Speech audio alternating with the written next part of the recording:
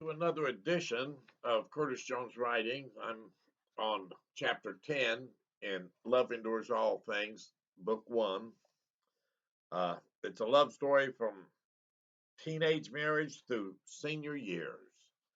I have a second book in Love Endures All Things called uh, Across the Creek, and a third book in Love Endures All Things, which is entitled In the Deep South Until Death Do We Part. And these three books tell my life story after 18 years old when I got married, or just before I got married. Anyway, so I hope you enjoy this one. The title of this one is The Family Complete. We had four children, Stephanie and I did. Wonderful little children, each one very different and very much their own person. The Family Complete. Another son makes four children. Things had settled down in our family life. Everything was running so smoothly. I should have suspected trouble ahead. I was working with Dad on some of his small subcontracting jobs. This time we were clearing brush and tree limbs out of the right of way for the telephone company's telephone lines. We were doing that where they traversed from Stillwell to Workman's Mountain. It paid very well. The crew consisted of Dad as the boss, me as the foreman, Stephanie and my sister Peggy as the crew. Dad and I ran the bucket truck and the saws. Peggy and Stephanie cleared brush as it fell. We worked an average of 6 hours a day. We brought home 250 a week each week. That was not bad for that time. Stephanie did not like the rugged work. She took a job with Gerber Baby Food Company in Fort Smith, Arkansas. She went to work at 2 in the afternoon and she had to be there at 3 o'clock. It was about an hour's drive from where we lived. She got off at midnight and usually home by 1 a.m. After a little while, I got used to Stephanie's hours. She liked her job in Fort Smith. Summer came along and the kids were out of school. Mom babysat Michael, with Michelle and Michael and Brian while I was at work. And after Stephanie left for work, she had to babysit with them for a couple of hours every day. We got into a routine. We were comfortable with it. One night, around 3 months after Dad and I were confronted with a mountain lion on his property, something woke me up by shaking my bed. I usually went to bed about 9 o'clock so that the kids would go to sleep. I often fell asleep myself until Stephanie got home. It was about midnight. The kids were sound asleep in their beds. I had fallen asleep in my bed. It was still cool enough that the heater might come on during the night, so the pilot light was still lit. When I had my bedroom door open, a pilot light on the heater lit the wall like some small night light or a candle. I would often stare at the light before I went to sleep. On this night, I had into a light sleep. Stephanie had a Siamese cat. My mother gave her the kitten. Mom always loved Siamese cats. Stephanie had a wonderful relationship with my mother, so she accepted the cat. The kids loved that cat. It had the run of the house. As I napped off on napped off and on waiting for Stephanie to get home, I would think of the things I had seen and done over the past few weeks. In between naps, I remembered what had happened with the mountain lion earlier that spring. As I slept, the bed gave a jerk. This woke me from my slumber. I looked at the foot of the bed and I saw the unmistakable form of a great cat. My mind rushed to the memories of the mountain lion Diane and I had encountered a few years earlier and the lion that Dad and I walked upon. The silhouette of the lion is what I perceived when I looked into the hall. My heart began to beat rapidly. I crawled myself backward until I was sitting upright against the headboard. My breathing could have been heard from the back room of the house, I'm sure. I would bet that my eyes were as big as silver dollars. I was convinced that a mountain lion had come into our house. It was standing at the foot of my bed. I could feel blood pounding on my temples with each heartbeat. I wanted to scream, but I was unable from fear. All of this had taken only a second or two to unfold. Just at that moment, a Siamese cat let out a small and mellow meow.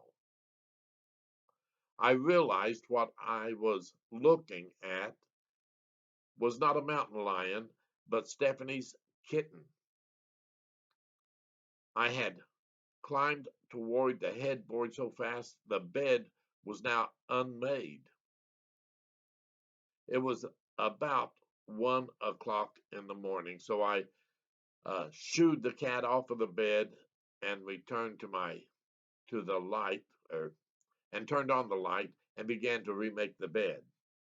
That was when Stephanie got home from work. She asked me what I was doing, and I relayed the story to her about the kitten scaring me half to death.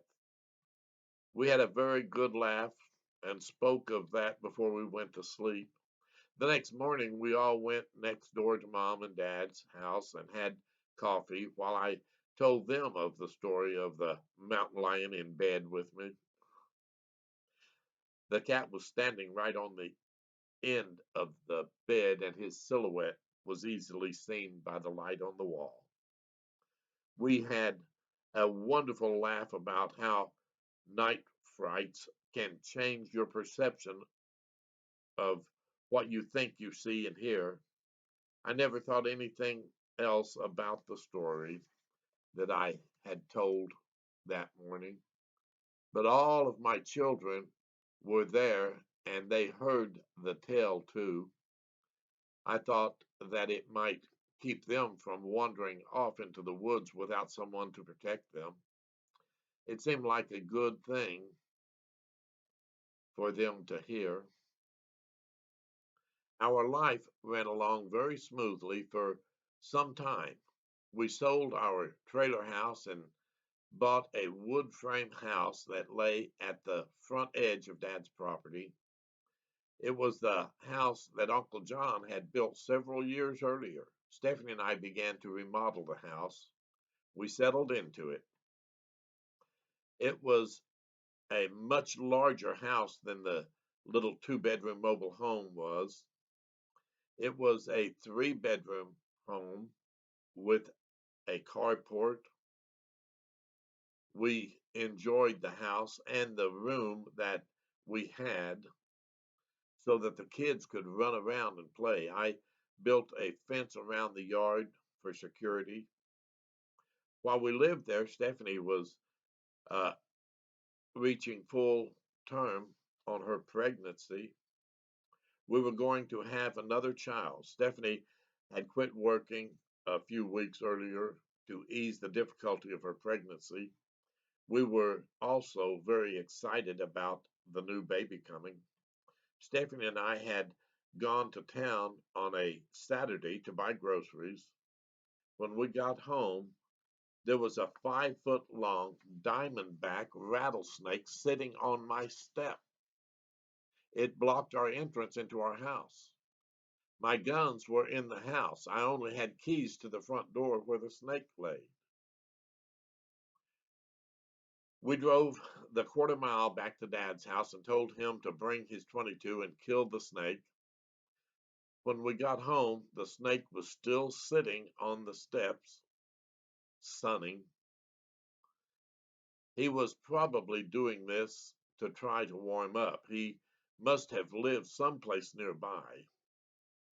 I'm thankful he did not bite my children. Dad shot and killed the rattlesnake. He decided he would make a band for his hat out of the skin. The fence around my house had a flat board that was on top of rails of the fence. Dad laid the dead rattlesnake on that fence, and he cut his head off. He wanted to remove the dangerous part of the snake before he started skinning it. As Dad worked, Stephanie and I put our groceries up and returned to the porch to watch Dad work on the skin. We were just glad it was dead and would not be a threat to the children anymore. As we watched him carefully remove the rattle from the snake and hand it to our son Michael, Michael began running up to us, shaking his rattle. He was saying, "Watch out, watch out." We were laughing, and the other children were running from him. Dad began to run his knife along the belly of the snake from the front to the back. He pulled the belly skin loose, then laid it on its back. After flipping the snake over, he began to pull the skin from the neck toward the tail. He was about halfway down the length of the snake when, without warning, the headless front of the snake jerked back and hit Dad's forearm. Dad let out a scream that a little girl would have been proud of.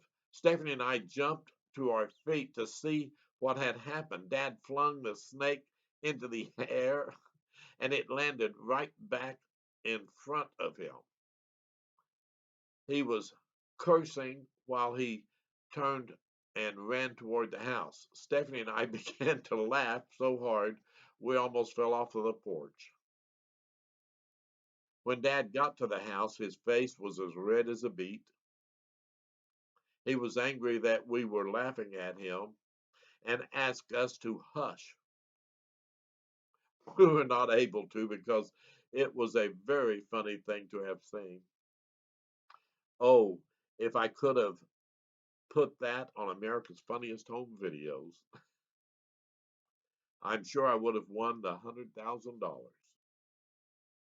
I told Dad to be thankful that the kids were in the backyard and did not see his reaction to the headless rattlesnake. I couldn't help but laugh as I said that to him. He took what was left of the rattlesnake and threw it away. He no longer wanted the skin for decoration. Stephanie and I would tease him about that every once in a while. We would say, "Dad is so afraid of snakes, even a dead one could make him faint." I have to say, Mom also enjoyed a good laugh out of the story. On Halloween night, we would have a small Halloween party for the kids because it was a long way to take them to trick or treat. After the Halloween party, we put the kids to bed, and Stephanie and I settled down to watch television. She had a favorite program that she never missed. It was on this night. As we began to watch the program, Stephanie told me that she was having birthing pains. I told her, let's get up and go to the hospital right now. She insisted on waiting until her program was over. I left her watching television and got the children up and took them to mom and dad's house. They would babysit them while we went to the hospital. By the time I got back, back home, the program was almost over. Let's straighten out so I could read. There we go. I gathered Stephanie into the car with a small suitcase, and we started driving towards Siloam Springs, Arkansas.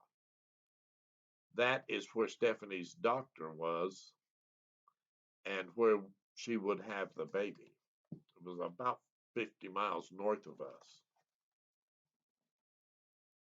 This was Stephanie and my fourth child.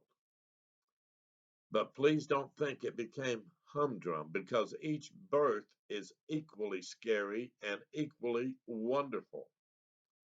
We made the drive to Siloam Springs quickly and without any incidents. We checked Stephanie in. Her doctor examined her. He said she would have some time before the baby came.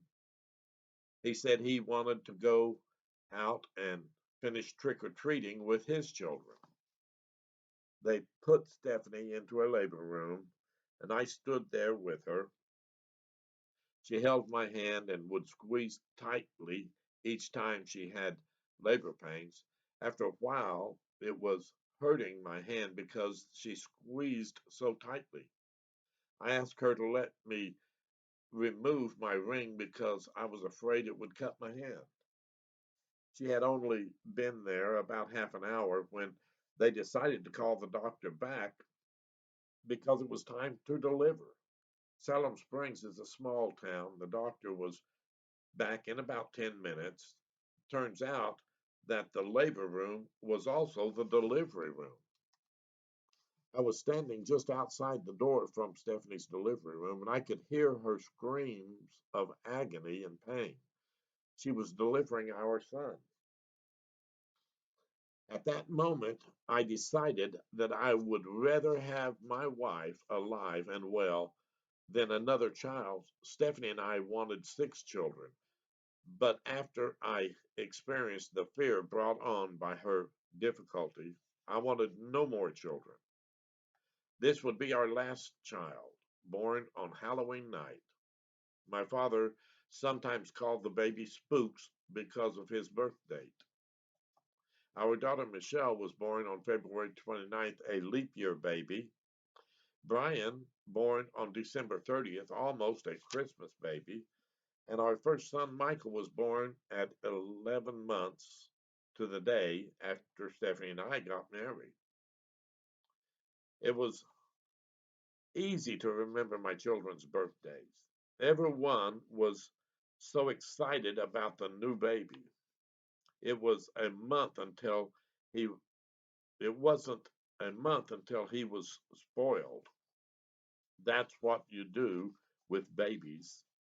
Life went along, and pretty soon it was back to normal. The winter came and went, and spring was upon us. The children began to play outside more often because the days were much warmer. Stephanie was still working at Gerber. I was working at the Cherokee Nation. I didn't get home until 5 in the afternoon, so we still needed a babysitter for about 3 hours a day. Mom was still our chosen babysitter. By this time, my sister Carrie was old enough to be a big help to mom. The days started just like every other day, perfectly normal. About 4 that afternoon, my sister Carrie took Michelle to her playhouse in the woods. Carrie's playhouse was 100 yards from Mom and Dad's house. You could not see their house from the playhouse. The playhouse was just over the hill and out of sight. It was little more than some limbs laying on the ground for walls and swept clear of leaves in the middle with a round big rock. Carrie was playing house with Michelle when she decided she needed more supplies from Mom's house. So Carrie asked Michelle to wait there while she went up to get some crackers that they could eat for their pretend supper. She sat Michelle down and instructed her to be very still until she came back. Michelle was 2.5 years old when this happened. Now, a 10-year-old child instructing a 2.5-year-old child may work in some situations, but to leave a 2.5-year-old child in the woods alone while you walk out of sight does not work very well. As soon as Carrie was out of sight, Michelle decided to go home. Michelle remembered the story I had told about the mountain lion, which was a Siamese cat, but it still scared her and she was afraid it would find her in the woods. Michelle began walking, not knowing she was turned around. She was walking deeper into the woods with every step she took. My sister had only been gone perhaps 2 minutes because she ran to the house and back. When she got back, Michelle was not there. She called for her but got no answer. My sister then ran and told Mom what had happened, and Mom called me and Stephanie at work. We rushed home. Mom and Dad searched the immediate area. She was not there. Dad called the sheriff. A search party was organized.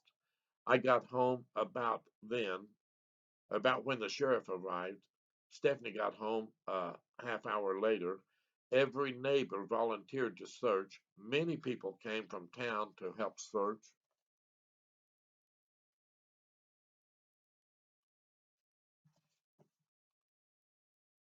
We spent what seemed like days looking for the little girl in the big woods. It was about dusky dark when Michelle was finally located. She was found a mile and a half away from where she started. She had continued to walk down the hill in a direction away from home. It still got very cold at night when this happened. The sheriff was convinced she would not survive if she spent the night in the open. Stephanie and I were beside ourselves with distress and grief. When they found Michelle, she was still walking away from the house, but she wrapped her arms around her rescuer as though she had found a lifelong friend.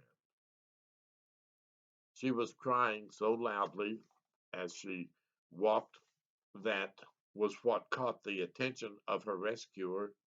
There must have been 50 men and boys searching the woods for Michelle. We fanned out in every direction, walking and calling her name. The signal to return to base from which the search had started was three rifle shots in a row. They could be heard for a few miles. So, about half an hour after dark, all the searchers returned to Mom's house. The search was over and our baby had been rescued by a brave and dedicated volunteer who were just as worried as Stephanie and I was. They asked Michelle why she went further into the woods after my sister left.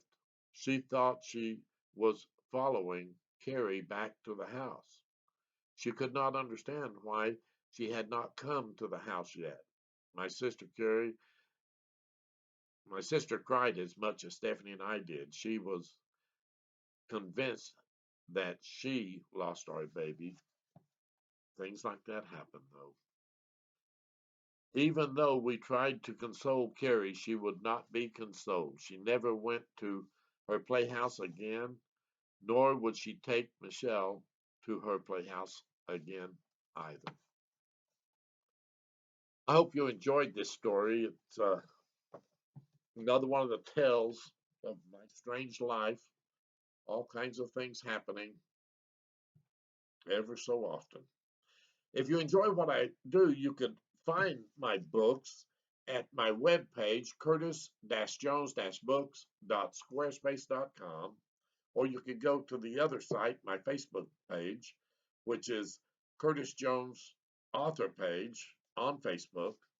Both of them have links that'll take you to Amazon where you can order these books. They come in ebook and in paperback. I prefer the paperback because I like to sit out in the yard and read, and it's hard to read an electronic reader sitting out in the sun. Uh, if you like what I do, subscribe to my channel and help build my subscription base, and like this video. If you like it and you think others would too, share it with them. You can hit the subscribe button, hit the bell, and it'll notify you every time I post a new video. I hope you enjoyed this, and stick with me until I read through all these. It may take me a year, I don't know, but I'm reading them far faster than I thought I would. So God bless you and take care of you, and I hope to uh, see your remarks. Hope you enjoyed these things. God bless you and goodbye.